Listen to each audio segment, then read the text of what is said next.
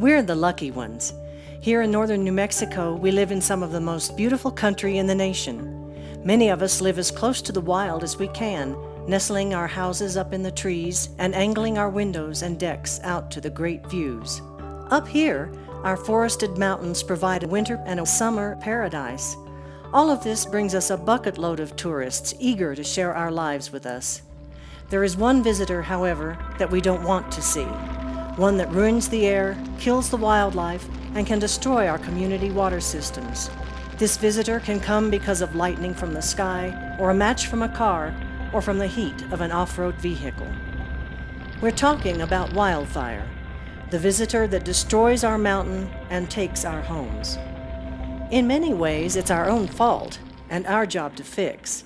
Our forests have become overgrown because we suppressed fire for decades. What nature would have handled through small fires, corrections really, to make the forest healthy, we prevented. Now, many of our forests are overgrown and choked. We call these doghair thickets, full of dead and downed trees with fuel piled up in tangles. Much of the forest isn't healthy. Even trees that look okay are starved for water in the competition because the woods are too thick. And it's bad for the wildlife. Many of them live on the grass and forbs that are now choked out in so many places. All of this fuel is waiting for a fire, and when one comes, what once would have been a small blaze can turn into a nightmare raging through the treetops and scattering sparks a mile downwind. The consequences have gotten so much worse. You have to be smart to live up here. There are easy things that you can do to prepare that will help even in the most catastrophic fire. Let's start with the defensible space around your home. You don't want anything burnable right up against your house. This is just common sense. The goal is to prevent the structure from igniting because of sparks or heat. Make sure there's at least a 10-foot belt around the house, and this includes decks and porches and any tree you are saving as part of the house footprint. Trim trees so they're not up under the eaves and keep them cut back a good distance from the chimney. Install hardware screen at the deck edge so sparks can't blow under. Don't stack firewood on the deck during fire season. Landscape with gravel and with plants and edging that don't burn easily. Pretend you're a wind-driven spark and ask yourself, where could I start the fire that takes this house? Then there is the forest close by the house. If you can remove the dead standing trees and the dead material on the ground, you can keep the fire further back from the home.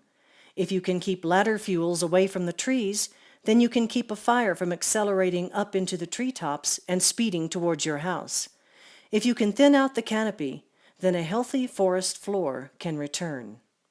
When you restore a woods to its natural state, it's more beautiful, it's healthier, and it's sustainable. We want a more natural tree spacing. We want snags and rotting logs for wildlife habitat, and we want sunlight. We can imagine when the fire comes, and science tells us that it will come. It will be a ferociously hot burn, endangering people, structures, animals, and the watershed. We want a chance for the fire to drop out of the treetops onto the ground, and we want to limit the burn damage. Smart people living on the edge of the forest are ready to leave and ready to return. Ready means preparing your family. We know how to use the basic emergency plans we can find online and how to personalize them for us. We know where we will meet if we get separated. We know what we should take with us, our prescriptions, our pets, water, a radio, our laptops, a day's worth of food and water. Set means being packed and following the news closely. We have preparation checklists for the interior and the exterior of the house. We have the car loaded. We are attuned to the progress on the fire and the advice from authorities. We have called ahead to our relatives to let them know they may soon see us. We have maximized our chances to save the house and to get away safely. Go means we leave, early and not in a panic. Where we live, many of our neighborhoods are far up narrow, forest-lined roads. We do not want to be in the way of the fire teams as they come up the mountain to save it and our houses. We want them to have clear roads. What is more important, We don't want to be trapped on those roads when the fire comes across. Making a difference is not that hard. After the fire, we can live in an ashtray, or we can have a landscape that comes back quickly and bountifully. We can lose our houses, or we can have something to return to. You can choose to save the mountain and save your home.